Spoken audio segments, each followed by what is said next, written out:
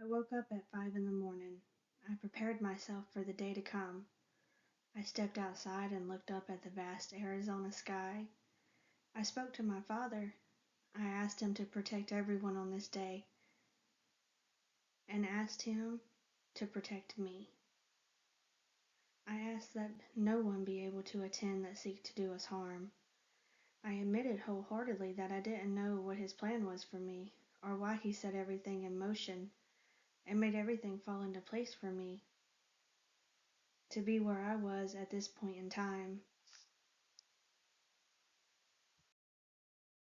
But I trusted in him and his plan for me that day. I promised that I would keep my eyes open to see whatever it was that he wanted me to see, what he wanted me to hear. I ended my prayer with thanks. I walked back into my room, gathered my belongings, gathered my friend. We left. As I was driving, I seen that traffic was slow moving. Anxiety started to die down. I prayed that we would be able to park in the parking lot. Finally, we made it. We parked in that parking lot. We hurriedly left the car and fastly walked to our destination. Many people had arrived, more than I have ever seen before. As I walked, I was looking around and I was listening. I walked through a field. I passed some armed men with stern faces.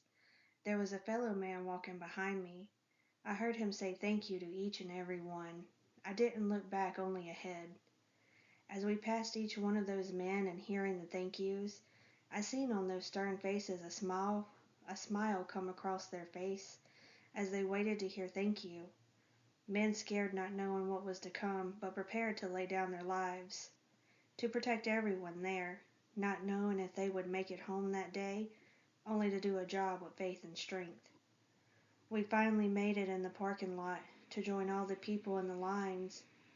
We found our place. I looked around and seen the stadium.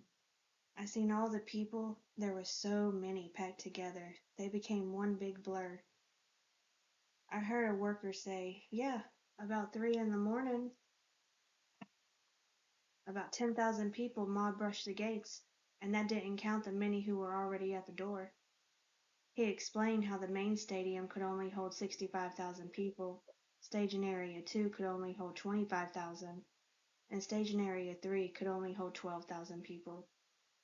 He said there was no reason to stay, because there was already 100,000 at the door. To stay anyways. Around 10:45, I decided to pull out my phone and start the live stream of the event.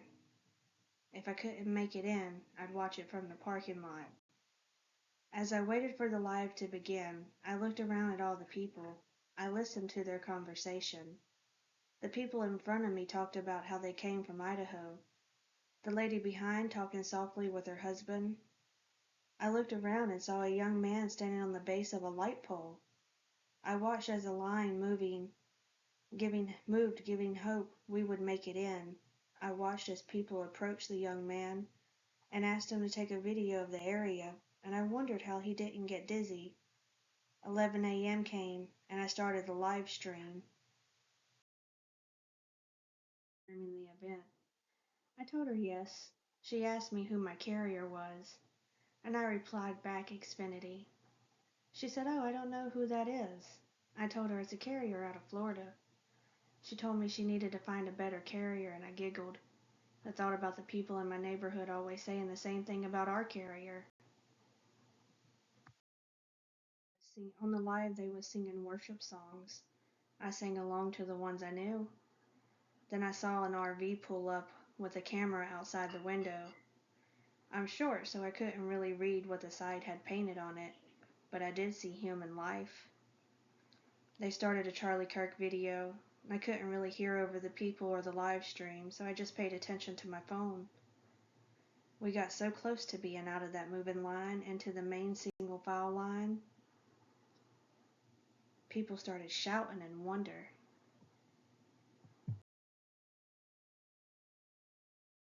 The line started rushing back towards the stadium. A worker walked up and yelled that this gate was closed, but another gate was accepting people. Then the remaining crowd started walking back towards the stadium. A lot of people decided to leave. Another worker came out and said, "They are at full capacity." My heart sunk. I just flew from Florida to Denver to Arizona, only to get shut out? Why make everything fall into place? Why give me the desire to attend? Why send me 5K to go? Why send me with a well-traveled companion? Why was it when any obstacle came my way, a way was made to make it so? Why, O Lord, have I come so far to only fail? So we turned back, everyone leaving.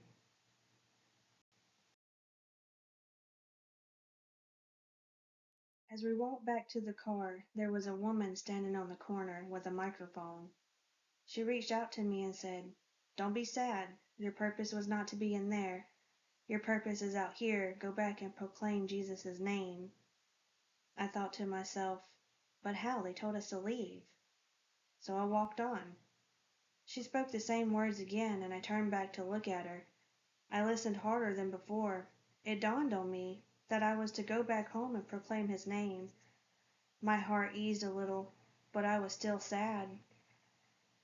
As we arrived back at our room with a plan in hand to order lunch and watch the event on TV, the cleaning crew lady was just about to open our door. My friend yelled out the window, "That's our room." The lady said, "You was supposed to check out today. I have you checking out this morning."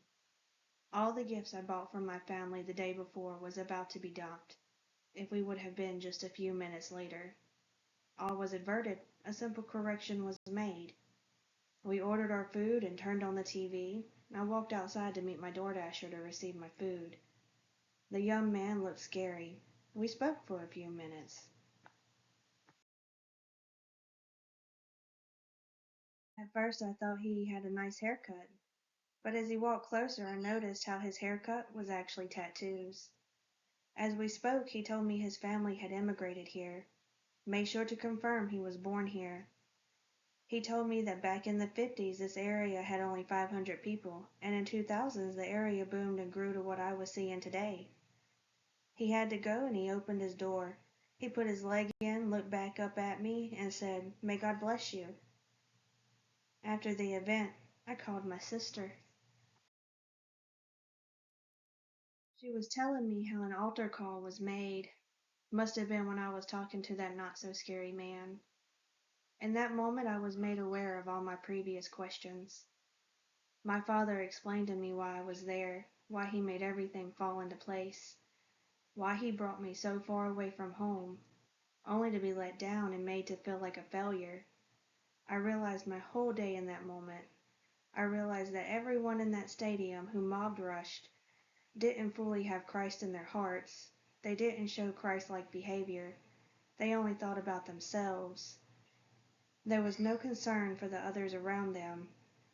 There was no care that someone could be hurt or trampled. They need they needed to be in there more than me.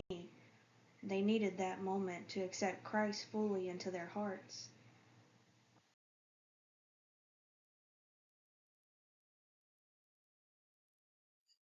See, I already have Christ in my heart. Their place that day was to be in there. My place was to be on the outside. My heart filled with a wholeness.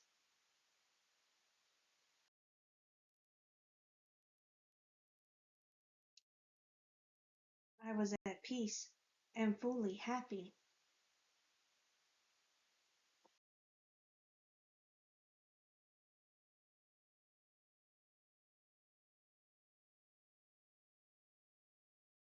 Am a witness.